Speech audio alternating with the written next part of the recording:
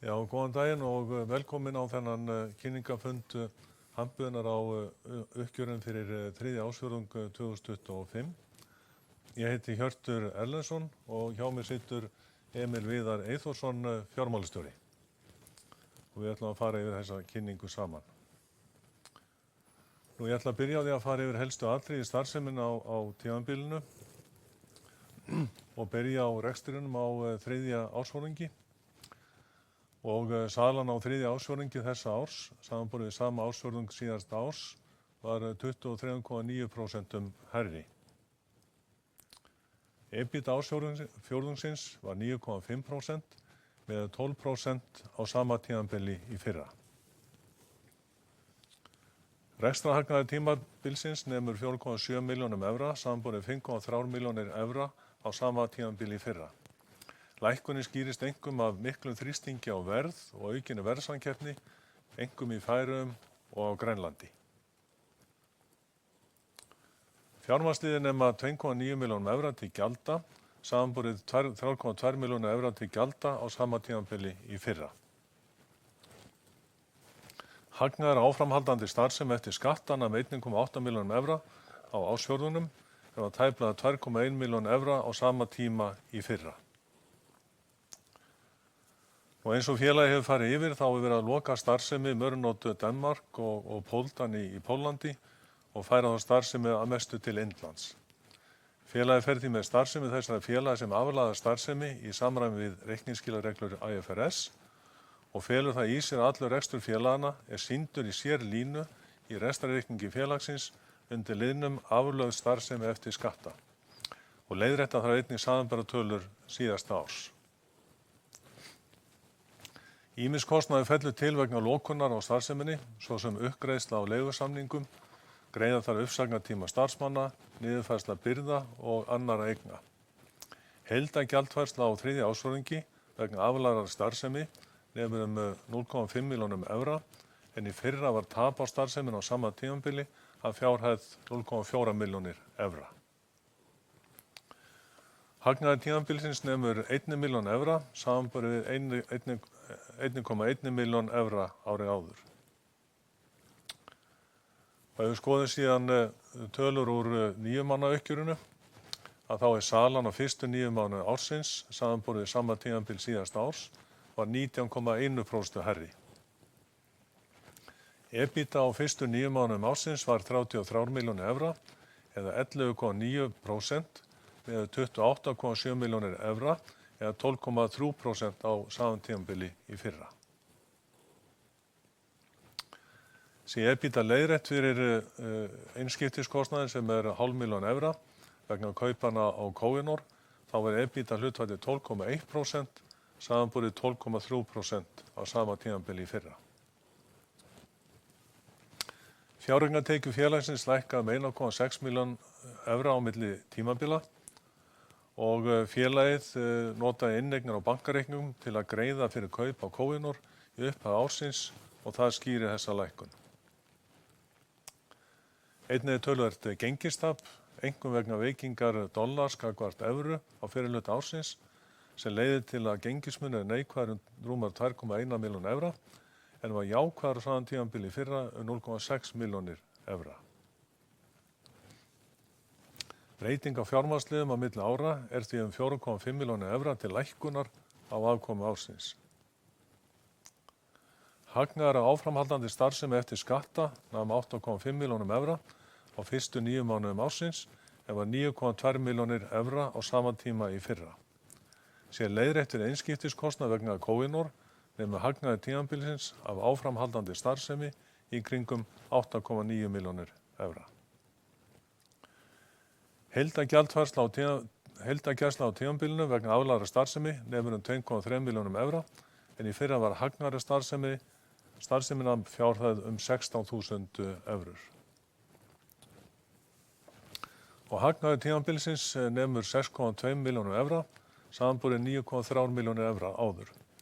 Og sé leiðrétt fyrir einskiptiskostnaði vegna kaupa á Koinor, þá var hagnaður tímabilsins 6,6 milljónir evra. Við skoðum síðan einstaka markaði og byrjum á veiðarfæramarkaðnum. að þá varð mikill samdráttur á sölu á veiðarfærum í Bandaríkjunum, en núna í ágúst og september var sala svipuð á síðasta ári og hefur haldið áfram að vera svipuð eftir það. Í Noregi þá hefur sala dregist saman vegna harðari viðskiptaþvingana Evrópusambandsins gagnvart rússneskum útgerðum. Og þar getur einnig vaxandi áhrifa frá minnkun þorskkvótans í Barentshafi, en þar minnkar kvótinn 25% á milli ára, en á móti að koma aukning í öðrum veiðum og sérstaklega krabbaveiðum. Á Írlandi virðast afleiðingar Brexit enn vera að koma fram, aðallega í uppsjávarveiðum en einnig í botnfiskveiðum, en á móti því kemur aukning í sölu á Skotlandi því kvóti færist frá Evrópusambandinu til Bretlands. Mikill þrýstingur hefur verið á verð á veiðarfærum og þá sérstaklega í Færeyjum og Grænlandi, og það vegna harðari innkaupastefnu útgerðarfélaganna og aukinnar samkeppni. Á fiskeldismarkaðnum að þá hefur sala til fiskeldis verið virkilega góð á þriðja ársfjórðungi miðað við sama tímabil í fyrra. Verkefnastaðan og salan hefur verið ágæt í fiskeldisbókum og hnútalausu næloni á ársfjórðungnum og auknar pantanir hafa verið að berast í pólietilenpóka og það fyrst og fremst vegna hagkvæmrar framleiðslu hjá Kohinoor. Við vorum áfram að vinna að stórum fiskeldisverkefni í Miðausturlöndum og þau verkefni að teygja sig fram á næsta ár. Mikið af fiskeldisneti úr stífu HDPE, High Density Polyethylene, fyrir síle, sem allt þarf að vinna í höndum, þau eru framleitt á Kohinoor og Indlandi undanfarna mánuði. Og við höfum stofnað sölufyrirtæki í Síle til að sinna auknum sölum þangað og byggja upp sterkari markaðsstöðu. Fyrirtækjakaup, það hefur komið fram áður að við sumar gengum frá kaupum á kalafletti fyrirtækinu International Row Braid í Ástralíu og kemur rekstur þess inn í samstæðan frá byrjun ágúst. Velta fyrirtækisins á síðasta ári var 1,8 milljónir evra.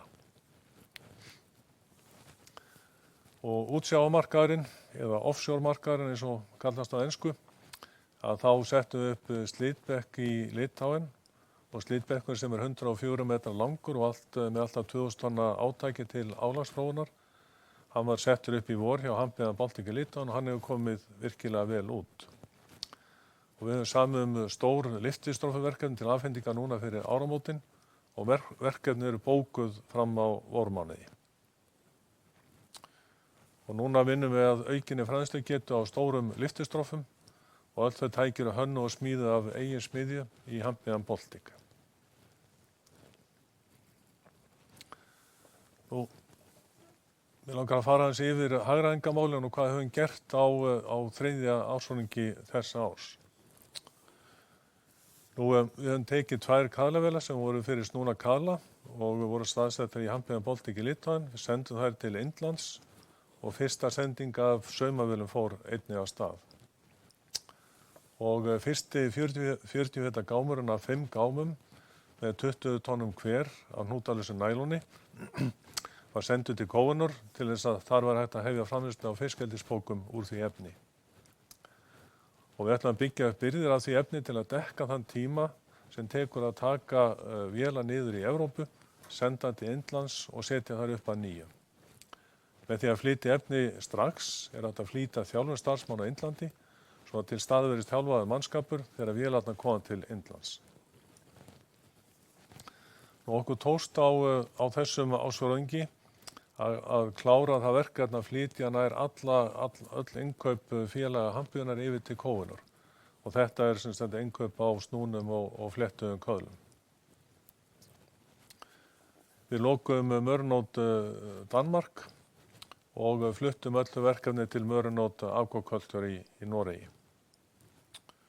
Í Pólandi lokum við framleiðslufyrirtækinu Poldan í lok ágúst, en þar hafa starfað 48 manns. Í Poldan hefur unnið að framleiðslu fiskeldispoka og sportsneta ásamt áfellingu neta á flot og blító fyrir danskar útgerðir sem gera út minni báta á netaveiðar. Og gengið var síðan frá starfslokasamningum við starfsmennina í Pólandi. Hluti af framleiðsluvélum Poldan var fluttur til Hampiðan Baltic í Litáen og annar hluti fór til Kohinoor og það voru mest saumavélar. Við stofnuðum nýtt félag í Póllandi, Handmiðjan Poldan, en það félag mun sjá sölu á ofurtógum og sportsnetum í Póllandi og Þýskalandi og starfsmenn félagsins verða 3. En samtals hefur starfsgildum í Evrópu fækkað 60 í þessum hagræðingaraðgerðum. Og ég tala aðeins uppbyggingu sem við stöndum í þessa dagana, að þá höfum gengið endanlega frá samningum kaup á byggingalandinu á iðnaðarsvæðinu Árigg, sem aðeins austan við borgina Aurungabad. Og landið sem við höfum gengið samninga frá, að það 120.000 fermetrar og þar getum við byggt 76.000 fermetrar. Og allar teikningar fyrir fyrsta áfangan sem 28.000 fermetrar eru tilbúnar, útboðsferlið hafið og því lýkur nú í nóvember og við eigum von á tilboðinu núna á næstu dögum. Umsóknir byggingarleyfi og umhverfistengt starfsleyfi hafa verið lagðar inn og búist við að byggingarleyfi berist innan 2 til 3 vikna. Það tekur mun lengri tíma að fá leyfi umhverfisyfirvalda fyrir starfsleyfinu og áætlað að það liggi fyrir enda febrúar. Og þá hægt að hefja byggingaframkvæmdir og byggingatíminn á fyrsta verksmiðjuhúsinu áætlaður 67 mánuðir og byggingin ætti að vera tilbúin til notkunar í byrjun september. Og að lokum á eynni Skye við vestanvert Skotland þá vinnum við áfram að uppbyggingu þjónustustöðvar fyrir fiskeldi og gert ráð fyrir að þetta verði tilbúin núna áramótin og þvottastöðin í apríl. Við skoðum síðan lykiltölu fyrir 3. ársfjórðung og síðan á eftir því fyrir fyrstu 9 mánuðina. Rekstrartekjurnar á fjórðungnum, þar voru 92.865.000 og í fyrra var sama svipuð tala 74.980.000. EBITDAn var 8.785.000. Á þriðja fjórðungi síðasta árs var hún 8.992.000. Hagnaður af áframhaldandi starfsemi 1469.000 en í fyrra var þetta 1505.000. Afleidd starfsemi á fjórðungnum nam 457.000 og samsvarandi tala fyrir síðasta ár var 404.000 en reyndar á því ári var engin afleidd starfsemi en staðlar FRS gera ráð fyrir að það sé búin til samanburðartala og þetta því samanburðartalan 404.000. Þannig að hagnaður þriðja ársfjórðungs var 1.012.000 og í fyrra 1.101.000.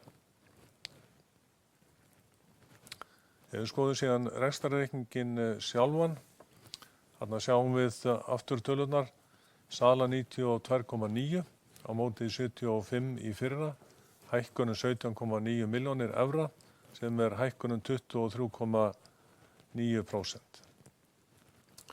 Og hér sjáum við þróunina á veltu eftir ársfjórðungum.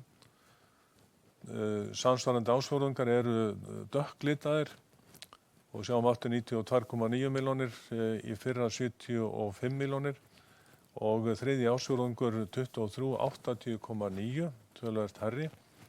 En það helgast að því að á þessu fyrirhluta þessa árs og sumarið að þá var virkilega góð sala. Nú hér sjáum við rekstrargjöldin án afskrifta, 84,1 var 66,1, hækkun 18 milljónir. EBITDAn 8,8 milljónir var 9 milljónir árið áður. Breytingin niður 200.000 eða 2,3% og EBITDA hlutföllin sem voru í fyrra 11,9% núna 9,5%. Og þarna sjáum við EBITDA eftir ársfjórðungum, 8,8 núna í ár, 9 milljónir í fyrra og 9,2 milljónir þriðja ársfjórðung 23. Afskriftirnar hafa hækkað að sjálfsögðu með tilkomu fisk og Kohinor í samstæðuna, fara úr 3,6 í 4 milljónir og rekstrarhagnaðurinn verður því 4,7 milljónir á móti 5,3, lækkar hagnaður 600.000 eða 10,4%.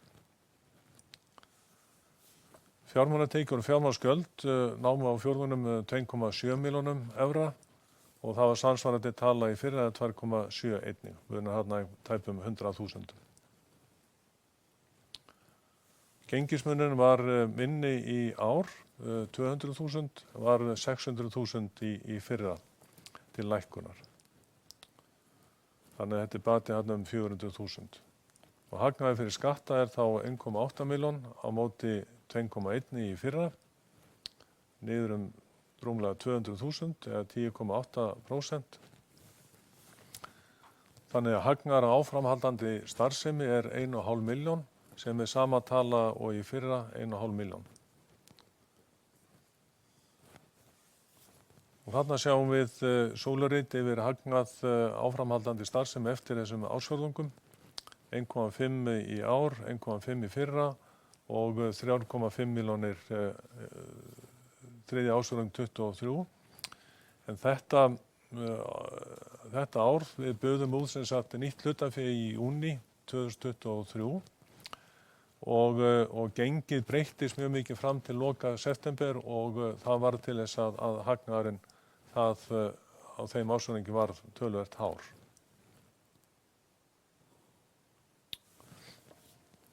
Nú aflögð starfsemi, hún 500.000 og samsvarandi tala fyrir síðasta ár þá 400.000, þannig að enda sem hagnaði tímabilsins sem 1 milljón og væri fyrir 1,1 milljón. Lækkar þarna 100.000 eða 8,1% á milli ársfjórðunga. Og þarna sjáum við sólarrit yfir hagnaðinn eftir ársfjórðungum. 1 milljón núna, 1,1 í fyrra og síðan talan þetta í 23, 3,5 milljónir.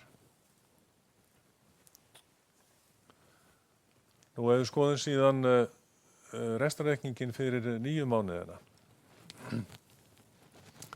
að þá salan komin í 277,6 milljónir evra, var 233,2 milljónir í fyrra, hækkun 44,5 milljón eða 19,1%.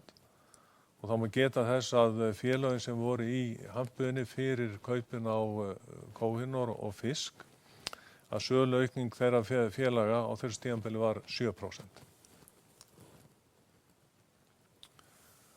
Rekstrargjöldin í ár 244,6 voru 204,5 milljónir í fyrra, hækka þarna 40,1 milljón eða 19,6%. EBITDAn kemur út sem 33 milljónir evra á móti 28,7 milljónum evra í fyrra, hækkar þarna 4,3%, 4,3 milljónir eða 15,1%. EBITDA-hlutfallið lækkar hins vegar á milli ára, fer þarna úr 12,3% í 11,9%. Ef við tökum síðan inn í reikningin einskiptiskostnað vegna kaupana á Kohinor, þá aðlöguð EBITDA 33,5 milljón á móti 28,7, þá hækkun 4,8 milljónir eða 16,9% og EBITDA-hlutfallið sem var 12,3% núna 12,1%. Afskriftir hækka, eðlilega út af Kohinor og fisk, fara í 12,1 milljón, var 10,7, hækka 1,4 og rekstrarhagnaðurinn kemur út sem 21 milljón á móti 18 í fyrra eða hækkun 3 milljónir eða 16,4%. Fjármálatekjur og fjármagnsgjöld til samans eru núna 8,8 milljónir evra en voru 7 milljónir evra ári áður og þarna hækkun 1,8 milljónir evra og það mest að koma út af heldinni að koma mest út af gengismunum sem 2,1 milljón og sem var bæting 600.000 í fyrra, þannig að sveiflan á milli ára 2,7 milljónir evra. Og hagnaðurinn fyrir skatta 10 milljónir, var 11,5 í fyrra, þannig hefur lækkað 1,5 milljón eða 13,4%. Og þessi tveir liðir, fjármunatekjur og gengismunur, að gera töluvert mikið útslag í reikningum þessa árs og á þriðja ársfjórðungi. Tekjuskatturinn 1,5 á móti 2,3, þannig að hagnaður af áframhaldandi starfsemi 8,5 en var 9,2, fer þetta niður 800.000 eða 8,6%. Og síðan tökum við inn aflaða starfsemi og hún að kosta okkur 2,3 milljónir á þessum fyrstu 9 mánuðum, þannig að hagnaðurinn endar sem 6,2 milljónir á móti 9,3 í fyrra. Lækkar 3,1 milljón eða 33,2%. Nú við ætlum að fara yfir greiningu á EBITDA ásamt hagnaði og sjóðstreymi og Emil ætlar að fara yfir þær tölur og skýra þær út. Já, komið þið sæl. Ég ætla að byrja á því að fara yfir EBITDA-brúna, sem að við erum að fara með úr hvernig EBITDAn var í lok 9 mánaða tímabilsins í fyrra og í hvernig hún lítur út, hvað orsaka breytingarnar á EBITDu meðan við 9 mánuði þessa árs. Og þá sjáum við að EBITDA 9 mánaðana 24 var 28.683.000. Tekjurnar eru að aukast 44,5 milljónir evra.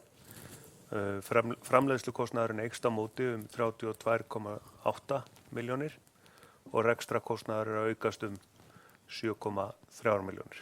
Og þetta leiðir í EBIT upp á 33,0 milljónir. Og síðan tökum við þarna inn þennan einskiptiskostnað sem að fellur til vegna kónurs og þá aðluguð EBITDA fyrir 9 mánuði ársins 33,5 milljónir evra. Hérna erum við búin að brúa hagnaðinn og þá erum við með hagnað af áframhaldandi starfsemi fyrir 9 mánuði ársins 2024 sem var 9.243.000 og hérna sjáum við hvaða breytingar eru að eiga sér stað á árinu 25. EBITDAn að hækka 4,3 milljónir frá fyrra ári. Afskriftir þar eru aukast 1,4 milljónir og fjármagnsgjöldin að aukast 1,5 milljón. Og gengismunurinn neikvæður á milli áranna 2,7 milljónir. Á móti kemur að tekjuskatturinn lægri sem nemur 758.000 og svo eru hlutdeildarfélög að skýra verri afkomu sem nemur 307.000. Þannig að hagnaður af áframhaldandi starfsemi 9 mánaða 2025 8,5 milljónir. Og síðan kemur hann til liðar aflögð starfsemi 2,3 milljónir og hagnaðurinn eins og hann birtist í árshlutareikningnum 6,2 milljónir 25. Hér sjáum við síðan brú yfir sjóðstreymið á árinu, þar sem við byrjum með handbært fé 1.1. og leiðum okkur hvaða liðið það sem að breytast og þannig að við endum í handbæru fé eins og það kemur fram í reikningi félagsins fyrir fyrstu 3 ársfjórðungana. Handbært fé 1.1. var 41,4 milljónir evra. EBITDAn hún 33 milljónir. Síðan kemur til lækkunar aflögð starfsemi upp á 2,3 milljónir. Rekstratengdar eignir og skuldir eru aukast 10,1 milljón frá ársbyrjun. Greiddir vextir og skattar á tímabilinu eru 12,3 milljónir og fjárfestingarhreyfingar eru 17,6 milljónir. Síðan kemur þarna inn kaupinn á Kónor 21,9. Á móti þessu kemur síðan aukning í bankalánum upp á 20,5 milljónir. Við greiðum út arð upp á 5,3 milljónir. Síðan gengismunur af handbæru fé 816.000 og inn kemur handbært fé frá keyptu dótturfélagi upp á 132.000. Þannig að í lok september handbært fé samstæðunar 24,8 milljónir evra. Ég ætla að labba líka yfir í gegnum efnahagsreikninginn. Byrjum á fastafjármunum. Varanlegir rekstrarfjármunir, þeir eru að aukast 5,4 milljónir frá áramótum, eru 186,1, voru 180,7. Þarna munar einkum tilkomu Kónor inn í samstæðuna.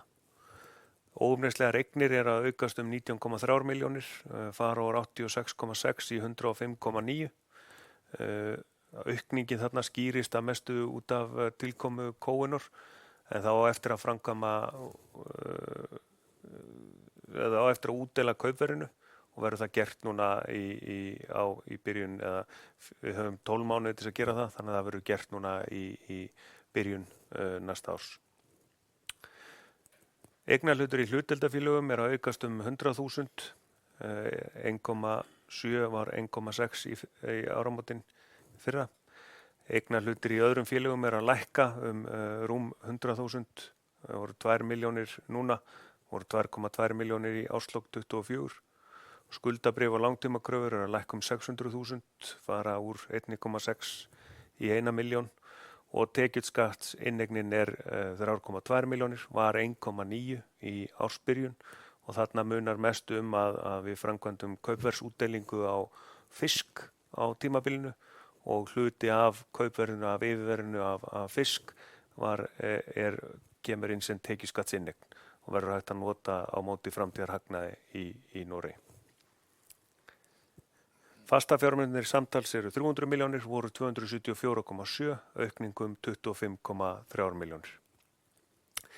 Veltufjármunir, byrðir eru að aukast 10,5 milljónir, voru 126,7 milljónir í árslok 24, eru 137,2 milljónir núna, þarna munar mestu tilkomu Kónor inn í samstæðuna, en einnig er árstíðabundnar sveiflur að ræða og til dæmis byrðir í mörunót að aukast út af verkefnastöðu.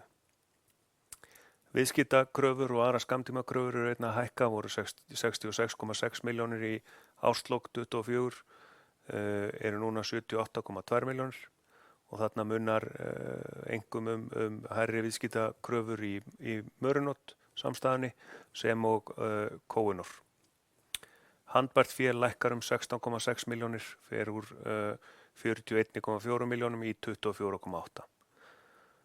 Veltufjármunir eru því 240,2 milljónir, voru 234,8 eða aukning 5,4, en síðan eru þarna fyrir neðan eignir vegna aflagðrar starfsemi 1,1 milljón og er þetta fasteign félagsins í Póllandi og bindum við vonum við að hún verði seld núna á þessum ársfjórðungi. Heildar veltufjármunir því 241,4, voru 234,8 í fyrra, aukning 6,6 milljónir. Heildar eignir því 541,3 og var 509,5, hækkun 31,8 milljón. Ef við förum síðan í skuldahliðina, þá sjáum við að langtímaskuldir samstæðunnar er að aukast 7,9 milljónir, eru 135,5 milljónir, voru 127,6 í árslok 24. Þessi aukning er einkum tilkomin vegna kaupana á Kónor, bæði aukinni skuldsetningu út af kaupunum sem og skuldum sem voru í Kónor. Og tekjuskattskuldbindingin stendur nánast í stað, lækkar 100.000, fer úr 7,9 í 7,8. Þannig að langtíma skuldir er að aukast 7,8 milljónir, fara úr 135,5 í 143,3. Skammtímaskuldirnar, byrjum við á viðskiptaskuldum og öðrum skammtímaskuldum. Þær eru að aukast 6,3 milljónir, voru 46,7 milljónir í árslok 24, eru núna 53,1 milljón. Þarna munar einkum Kónor og einnig eru viðskiptaskuldir hjá Mörunot að aukast á móti auknum byrðum og viðskiptakröfum. Ógreiddir skattar eru að hækka 1,1 milljón, fara úr 3 milljónum í 4,1 og skuldir við lánastofnanir eru að hækka 20,1 milljón, fara úr 71,1 milljón í 51 milljón. Og þarna munar er aukning út af skuldum í móðurfélaginu sem og tilkomu Kónor inn í samstæðuna og einnig á eftir að endurfjármagna uppbyggingu bónarinnar í Skotlandi, en það farið með það sem skammtíma fjármögnun í reikningunum. Skammtíma skuldir samtals í 128,3 voru 100,8, þetta aukning 27,6 milljónir. Eigið fé það 269,7 milljónir, var 273,2 í fyrra, að lækka 3,5 milljónir. Skýringin á þessari lækkun einkum tilkomin út af gengismun og munar það mikið Kóinor en gengi indversku rúbíunar hefur lækkað tæp 16% frá því að félagið kom inn í samstæðu ampiðunar. Eigið fé og skuldir 541,3 milljón var 509,5, aukning 31,8. Hjörtur, horfur framundan? Já, ég ætla að fara aðeins yfir horfurnar og kannski benda á það sem að Emil var að segja í hagnaðarbrúnni, að þarna gengismunur og aflögð starfsemi, það að nema á þessu árum 5 milljónum evra. Við hefum náttúrulega bein áhrif á neðstu línuna hjá okkur. En ég ætla að segja ykkur aðeins af horfunum framundan. Verkefnisstaðan í veiðarfærum, hún bara eðlilega miðað við árstímann og hjá þeim félögum sem að vinna við veiðarfæraframleiðslu. Við getum búist við samdrætti í sölu á veiðarfærum í Noregi á næstu misturum og það vegna kvótaskerðingar í Barentshafi og viðskiptabanns á rússneskar útgerðir. Og sá samdrættur hann gæti numið 8 milljónum evra á þessu ári og 8 til 10 milljónum evra á næsta ári í Norður Noregi. Og þessi tala 8 milljónum evra, við höfum fjallað hana áður og hún hefur svona gengið eftir. Til að mæta minnkandi sölu í Norður Noregi, þá erum við að vinna enn frekar hagræðingaraðgerðir á Mørenótt Fishery og Vonir Refa, en þessi tvö félag eru bæði með mikla starfsemi nyrst í Noregi. Og miðað við sama tíma á síðast ári, þá starfsmönnum fækkað rúmlega 20 hjá þessum tveim fyrirtækjum. Á næsta ári þá búist við mikilli kvótaskerðingu í makríl og kolmunna en góðri aukningu í síld. En þótt að kvótar minnkar þá áhrifin ekki í hlutfalli við kvótaskerðinguna því það þarf alltaf veiðarfæri til þess að veiða þótt að magnið sé minna. Engu síður þá má búast söluminnkun í flottrólum og áhrifin í samstæðinni í heild sinni gæti orðin 2 til 3 milljónir í heildina. Það hefur verið gefin út 46.000 tonna bráðabirgðakvóti í loðnu við Ísland og ef það gengur eftir þá loðnuvertíð en undanfarna 2 vetur þá hafa nætur ekki verið notaðar. Og meðan á vertíðinni stendur þá töluverð viðhaldsvinna en aðalvinnan hún kemur á haustin þegar næturnar eru teknar aftur í hús og farið yfir þar fyrir næstu vertíð. Og verkefnastaðan góð í framleiðslu á nýjum fiskeldisbókum í hnútanlausu næloni og afkastagetan í þeim fullbókuð næstu 5 mánuði. Og síðan hefur verið góð aukning í pöntunum á fiskeldisbókum úr HDPE, High Density Polyethylene, undanfarnar vikur og það byggist fyrst og fremst á hagkvæmri framleiðslu hjá Kóinor á Indlandi. Án þeirra að þá værum við ekki að selja neitt af þessu efni inn í fiskeldið. Við erum að vinna áfram að stórum fiskeldisverkefnum í Miðausturlöndum og þau verkefni teygja sig fram á mitt næsta ár. Orkuverð í Litáen sem hefur stundum hrekt okkur, rafmagn og gas, það í góðu jafnvægi og það búið að vera stöðugt undanfarin 2 ár. Og það sama má segja hráefnisverðin, að þau hafa verið stöðug og mjög gott framboð á öllum hráefnum. Þetta það sem við vildum segja, ég vil nota tækifæri og benda á fréttatilkynninguna sem við sendum alltaf út og þar komið inn á mörg atriði, nákvæmar fjallað ýmis atriði á því sem við erum að tala þannig að ég hvet alla endilega til þess að lesa það vandlega yfir. En Nú er komið að því að taka við spurningum og þá er spurning hvort það sé einhverja spurningar hérna úr salnum eða hvort það hafi einhverja komið inn á netið. Já, segir Jónótur. Já, það er komin inn eitt póstur, spurning frá Styr Orrasinni sem er sérfræðingi hjá Akró. Hann er með 2 spurningar og ég lesa það bara báðar. Það spyr fyrst hverjar voru tekjur og EBITDA á fjórðungnum ef horft fram hjá áhrifum frá dótturfélögunum Koinor og International Rope Braid sem voru ekki á samanburða fjórðungi. Og svo spyr hann einnig hver voru áhrifin ef einnig horft fram hjá áhrifum dótturfélagsins Fisk Protection á þessum fjórðungi og samanburða fjórðungi, já. Með tölur það hjá þér? Nei, ég bara því miður ekki með þessar tölur sko. Ég er með tölurna fyrir árið í heild sinni. Ef það en EBITDA Koinor inn í reikningu félagsins er 4,4 milljónir á árinu.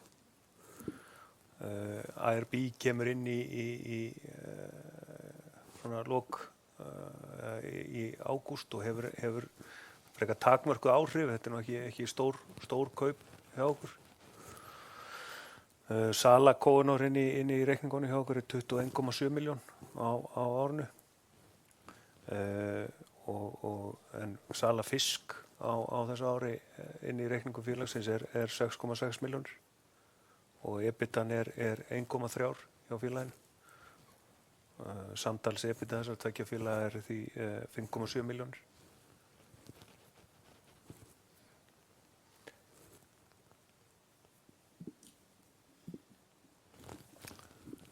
Þetta er fleiri spurningar? Ekki að það allavega, nei. Nei. Eitthvað á salnum?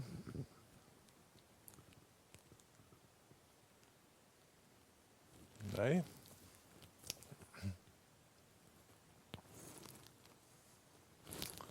Gefa þessu smá stund.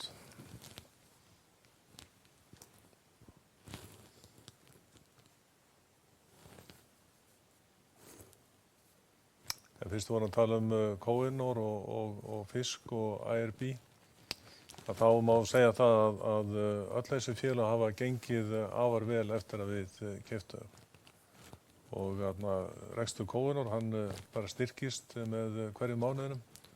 Þeir eru náttúrulega að færa töluvert af innkaupum samstæðna til Koinor og síðan eru að byggjast upp hjá verkefni í sölu í framleiðslu á fiskeldiskvíum úr frekar stífu póliethylenefni. Fisk hefur gengið alveg prýðilega og nú er sem sagt tengslanett Fisk orðið miklu stærra heldur en áður. Áður var sem sagt bara fyrirtæki að vinna eitt og sér í Noregi, en nú er það orðið hluti af samstæðunni og hefur því sem sagt aðgengið okkar söludeildum út allan heim og sérstaklega hér á Norður-Atlantshafi. Og ARB, það er bara nýlega komið inn og það hefur gengið bara alveg prýðilega, þannig að við getum verið bara mjög sáttir við þessi kaup. Talan ekki Koinor sem kemur til með að skipta alveg gríðarlega miklu máli fyrir okkur í framtíðinni og sívaxandi á næsta árum eftir þessi náma að flytja meiri framleiðslu frá Evrópu til þeirra. Það verður samkeppnishæfur og getum þá aukið söluna út allan heim. Og tók kannski eftir að ég minntist þarna á Síle. En það er markaður sem við höfum ekki getað selt inn á áður vegna sem við höfum ekki verið samkeppnisfæri í verðum en eru núna ná bara mjög góðum árangri með Koinor. Og vorum að opna þar söluskrifstofu núna daginn til þess að efla tengslin við markaðinn og auðvelda innflutning og sölu. En hvað segir Jón? Kom eitthvað fleira? Nei, ekki engar spurningar. Nei. Þannig að ef það er ekki fleiri spurningar þá bara þökkum við Emil fyrir okkur. Takk fyrir.